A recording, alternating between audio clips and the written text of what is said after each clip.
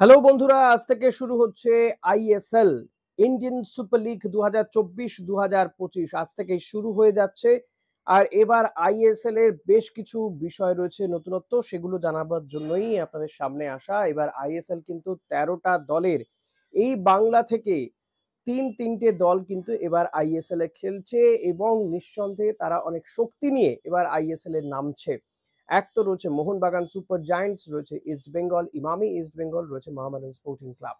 Mohammedan sporting club এবারই প্রথম ISL এ খেলার সুযোগ পেল, কারণ তারা আই লিগ খেলছিল এবং আই লিগ চ্যাম্পিয়ন হয়ে, গতবার আই লিগ চ্যাম্পিয়ন হয়ে তারা প্রমোটেড হয়েছে আইএসএল এ খেলার সুযোগ পেয়েছে। এছাড়া বাকি যে সমস্ত দলগুলো ছিল, অর্থাৎ ওড়িশা এফসি থেকে শুরু করে Bengaluru FC, north east United, এই দলগুলো সমস্ত দলগুলোই রয়েছে আজকের এই যে খেলা। এই খেলার আগে থেকে আমরা বিভিন্ন বিজ্ঞাপনও দেখছি আইএসএল এর।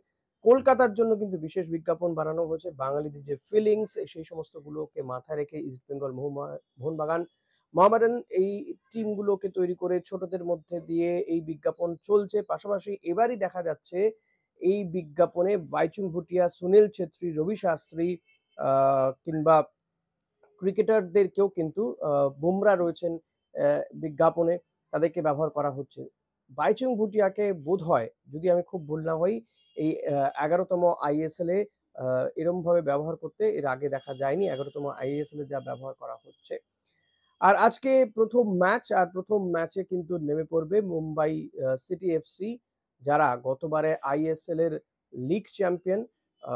এবার পাশাপাশি তাদের প্রতিপক্ষকে অতি অবশ্যই বাংলার দল মোহনবাগান সুপার জায়ান্টস। যুব ভারতী ক্রীড়াঙ্গনে সন্ধ্যে 7:30 থেকে এই ম্যাচ শুরু হবে। মোহনবাগান সুপার জায়ান্টস তারা আইএসএল এর শিল্ড জয়ী দল গতবারের, অর্থাৎ দুই ডিফেন্ডিং চ্যাম্পিয়নের মধ্যে কিন্তু প্রথম ম্যাচ শুরু হচ্ছে। এবার কিন্তু প্রত্যেকটা দলই অনেক বেশি শক্তিশালী হয়েছে। ইস্টবেঙ্গল আগামীকাল নামবে। ইস্টবেঙ্গলের কিছু সমস্যায় পড়ে গিয়েছে আনোয়ার আলীকে নিয়ে। আনোয়ার আলী গতবার মোহনবাগানের যে ডিফেন্স, তাতে তার প্রভাব অনেক বেশি ছিল। এবার আপুইয়াকে নিয়েছে মোহনবাগান। এই আপুইয়া কিন্তু একটা সময় ছিল মুম্বাই সিটি এফসিতে। ছাংতেদের আটকাতে আপুইয়াই ভরসা মোহনবাগানের। আরো বেশ কিছু বিষয় রয়েছে যেগুলো নিঃসন্দেহে আজকের ম্যাচ শুরুর আগে অত্যন্ত গুরুত্বপূর্ণ বিষয়। শুনুন একবার। মুম্বাই সিটি এফসির বিরুদ্ধে ম্যাচ মানেই মোহনবাগানের সমর্থকদের ব্লাড প্রেশার হাই হয়ে যাওয়া। গত 15ই এপ্রিল যুব ভারতীতে লালিয়ান জুয়ালা ছাংতেদের হারিয়ে দিমিত্রি পেত্রাতোসরা আইএসএল এর লিগ শিল্ডে চ্যাম্পিয়ন হওয়ার পরে উচ্ছ্বসিত সবুজ মেরুন জনতা ভেবেছিলেন মুম্বাই আর কাঁটা নয় মোহনবাগানের, কিন্তু মাত্র 19 দিনের মধ্যেই বদলে গিয়েছিল ছবিটা। যুব ভারতীর ফাইনালে মুম্বাইয়ের কাছে 1-3 গোলে হেরে যেতে হয়েছিল সবুজ মেরুনকে। আজ আইএসএল এর উদ্বোধনী ম্যাচে মোহনবাগান সুপার জায়ান্টের প্রতিপক্ষ সেই মুম্বাই, অথচ চোটের কারণে এই ম্যাচেও নেই অস্ট্রেলীয় বিশ্বকাপার জেমি ম্যাকলারেন। 8 বছর পরে ভারতীয় ফুটবলে প্রত্যাবর্তন ঘটালেও স্পেনীয় কোচ জোসেফ ফ্রান্সিসকো মলিনার কাছে অজানা নয় আইএসএল এ মুম্বাইয়ের বিরুদ্ধে মোহনবাগানে ব্যর্থতার পরিসংখ্যান। এখনো পর্যন্ত 10 বার মুখোমুখি হয়েছে দুদল। মোহনবাগান হেরেছে 7 বার, জিতেছে মাত্র একবারই। ড্র হয়েছে 2টি ম্যাচ। বৃহস্পতিবার বিকেলে অনুশীলন শুরুর আগে সাংবাদিক বৈঠকে মলিনা বললেন, নতুন মরশুম নতুন ভাবে শুরু করব। মুম্বাই কোচ পরিবর্তন না করলেও অনেক নতুন ফুটবলার নিয়েছে। এই মরশুমে দায়িত্ব নিয়েছে মলিনা, তাই অতীত নিয়ে খুব একটা আগ্রহী নন তিনি।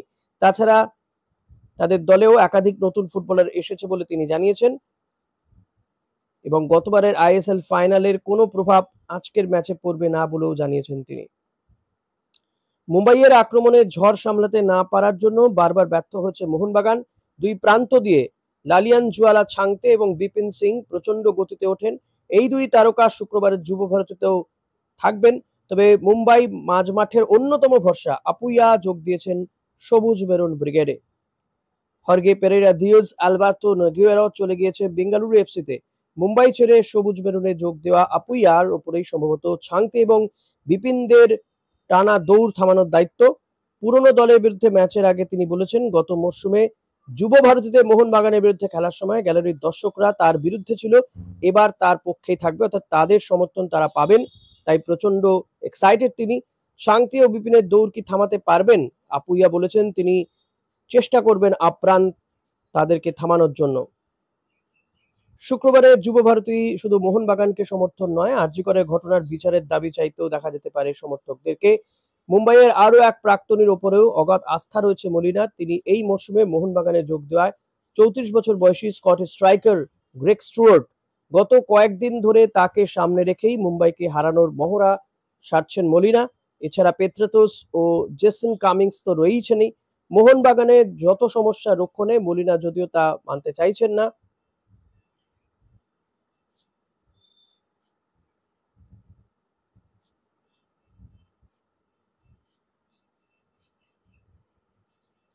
তবে এই সমস্ত কিছু কাটিয়ে উঠে মোহনবাগান কি পারবে মুম্বাই সিটি এফসিকে হারাতে? এখন সেটা বলবে সময়।